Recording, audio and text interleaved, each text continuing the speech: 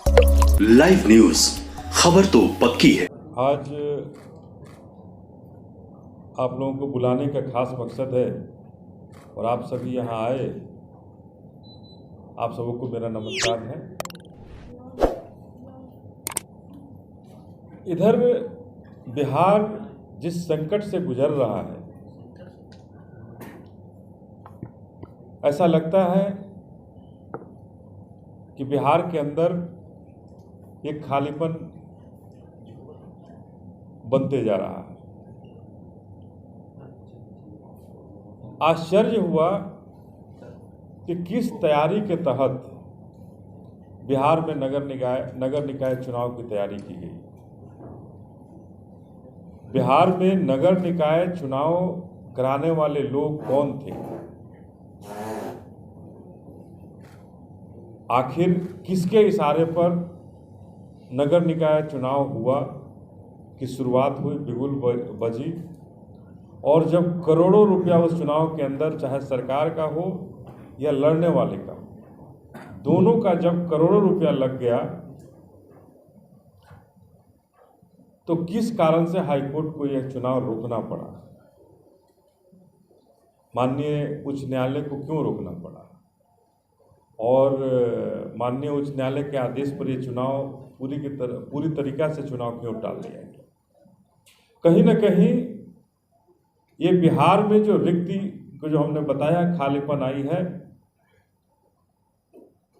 उसका एक नतीजा है कि आखिर आनन फानन में क्या स्थिति थी कि आपने चुनाव कराया बिना तैयारी के और फिर से रुक गया, और दो शब्द बोलने को भी तैयार नहीं है कि आखिर अति पिछड़ा आज बेचारा क्यों बनते जा रहा है।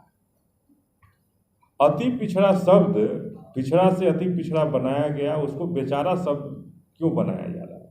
क्यों बेचारा बनते जा रहा है? करोड़ों रुपया बर्बाद होने के बाद नीतीश कुमार जी ने उसे ठन गोपाल दिखा दिया। आखिर क्यों? जब दोनों ही पक्ष, बिहार के सत्ता पक्ष वाले लोग भी अति पिछड़ा के हितैषी हैं, केंद्र में बैठी सरकार भी अति पिछड़ा की हितैषी है, तो फिर अति पिछड़ा के साथ ये सौतेलापन व्यवहार हो रहा है और उसे न्याय क्यों नहीं मिल रहा? आखिर इस चुनाव में तो सामने आया कि अति पिछड़ा का कोई नहीं, केवल अति पिछड़ा एक वोट लेने का मशीन है कि हम उसका वोट लेंगे, लेकिन हम कहीं कुछ आपको देंगे नहीं। तो अति पिछड़ा एक ऐसा, बिहार के अंदर एक ऐसी स्थिति बनते जा रही है अति पिछड़ा के लिए कि सही मामले में लगता है कि अति पिछड़ा का हमारा नेतृत्व करने वाला कोई नहीं है। बिहार नेतृत्व विहीन हो गया। अति पिछड़ा एक आवाज नहीं उठ पा रहा है, इस सरकार के डर से नहीं उठ पा रहा है, सरकार के भय से नहीं उठ पा रहा है, क्योंकि वो हम हैं ही अति पिछड़ा, तो कैसे हम आवाज अपनी उठा पाएंगे?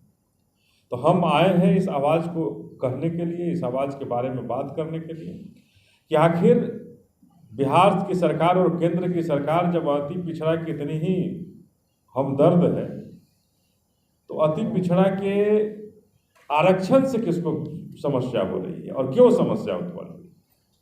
एक तरफ पोल खोल रहे हैं लोग, दूसरी तरफ उसके खिलाफ धरना दे रहे हैं, और इन्हीं दोनों को करना है। तब फिर क्यों नहीं अति पिछड़ा के आरक्षण को लागू करके संविधान में उसका जो ये है उसको प्रावधान करके और चुनाव की तैयारी फिर से करा दी जाती है? कोर्ट कहाँ आएगा बीच में?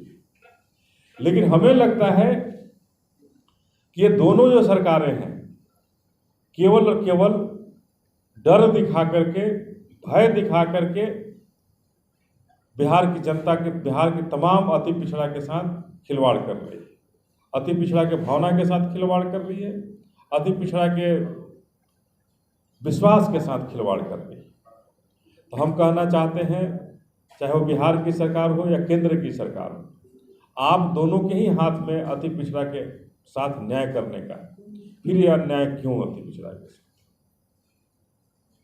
तो हम आए हैं कहने, चाहे उच्च न्यायालय से हो या सर्वोच्च न्यायालय से इसकी बात हो, लेकिन कहीं ना कहीं जो व्यवस्था में जो लोग हैं, जो शासन में जो लोग बैठे हैं, जब तक वो रास्ता नहीं निकालेंगे तब तक इसका रास्ता नहीं निकल सकता। हम आए हैं कहने कि इसका रास्ता निकालिए। हमारी पार्टी स्पष्ट रूप से कहना चाहती है कि इस चुनाव को स्थगित करने से जितने लोगों का जो नुकसान हुआ है उनका भरपाई सरकार को करना चाहिए।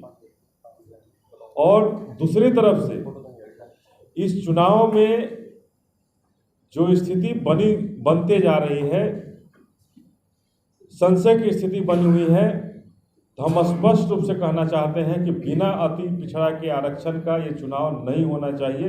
इन सरकारों को स्पष्ट करना चाहिए कि जब तक अति पिछड़ा का ये लागू नहीं होगा, ये चुनाव नहीं होगा। बिना हम इसे लागू किए नगर निकाय का चुनाव अति पिछड़ा का बिना व्यवस्था किए हम नहीं होने देना चाहते। हम चाहते हैं कि ये दोनों मिलकर के सरकारें स्पष्ट करें, और अगर स्पष्ट स्थिति नहीं करती है, सरकार संशय की स्थिति में रखती है या अति पिछड़ा के साथ विश्वासघात करती है, हम सबों के साथ विश्वासघात करती है, तो हम सभी मिलजुल करके फैसला लेंगे और इन सरकारों को सबक सिखाने का काम करेंगे। और इधर निकट जो समझ में आ रहा है कि ये सरकारें आरक्षण के साथ लगातार खिलवाड़ कर रही है। ये आरक्षण न तो भारतीय जनता पार्टी की बपौती है, न नीतीश कुमार की बपौती है। ये आरक्षण हमारे बाबा साहब ने हमें अधिकार दिया था, जिसके तहत मिला है। जो समाज में दबे कुचले लोग हैं उनके लिए मिला है। हम इसके खिलाफ पहले ही आरक्षण हिस्सेदारी सम्मेलन पूरे जिला जिला घूमकर कर रहे हैं, फिर करेंगे पटना के अंदर उसकी तैयारी। लेकिन आरक्षण के साथ खिलवाड़ ये बर्दाश्त नहीं होगी। कभी अति पिछड़ा के आरक्षण में अभी खिलवाड़ हो रही है, कभी दलितों के साथ खिलवाड़ होती है, कभी पिछड़ा के साथ खिलवाड़ होती है, लेकिन ईडब्ल्यूएस के साथ खिलवाड़ नहीं होती। अभी जब नौकरियां निकल रही है तो वहां पिछड़ों का संख्या नहीं चाहिए, दलितों की संख्या को कम कर दिया जा रहा है, लेकिन ईडब्ल्यूएस की संख्या क्यों बढ़ा दी गई? तो हम कहना चाहते हैं बिहार की सरकार को कि आप पहले तो था कि भारतीय जनता पार्टी के साथ हैं, तो भारतीय जनता पार्टी के साथ तो अब नहीं हो। अगर नीतीश कुमार जी, आप तेजस्वी यादव जी, अगर आप पिछड़ों के नेता हैं, बनना चाहते हैं, पिछड़ों की सरकार की जिक्र करते हैं, तो जिस तरह से दूसरे प्रदेशों में ईडब्ल्यूएस को आरक्षण नहीं दिया गया है, तो आप भी घोषणा करें कि मैं बिहार में ईडब्ल्यूएस के आरक्षण को स्थगित कर दें। चूंकि ये इलीगल है, ये इलीगल काम आप होने दे रहे हैं और अति पिछड़ा के आरक्षण को आप रोक रहे हैं, नौकरियों के अंदर आप रोक रहे हैं हमें जाने से, तो ये सौतेला व्यवहार नहीं चलेगा। और बिहार की सरकार को आरक्षण के रूप में, नीतीश कुमार को आरक्षण के रूप में अपने चेहरा को साफ करना होगा कि हम किसके साथ हैं। हम बाबा साहब के संविधान से चलेंगे, आरएसएस के संविधान से चलेंगे, या नीतीश कुमार तेजस्वी यादव के संविधान से चलेंगे। यह स्पष्ट करना होगा कि ये बिहार की सरकार किसके साथ चलना चाहती है, किसके संविधान से चलना चाहती है। तो हम अपने बाबा साहब के संविधान के साथ चलना चाहते हैं, बिहार बाबा साहब के संविधान के साथ चलना चाहती है, तो आरक्षण में किसी तरह का खिलवाड़ बर्दाश्त नहीं होगा। और अब आरक्षण में जो नौकरियां जो निकल रही हैं उसमें स्पष्ट रूप से आप कोटा स्पष्ट कीजिए, नहीं तो इसके खिलाफ अभियान तेज होगा हमारा। हम अभी अति पिछड़ा के नगर निकाय चुनाव में जो हुआ है उसके खिलाफ हैं, और अगर 1 महीना के अंदर स्थिति स्पष्ट नहीं करते हैं इस चुनाव को लेकर के, तो हम लोग सड़क पर उतरेंगे इनके खिलाफ। लाइव न्यूज, खबर तो पक्की है।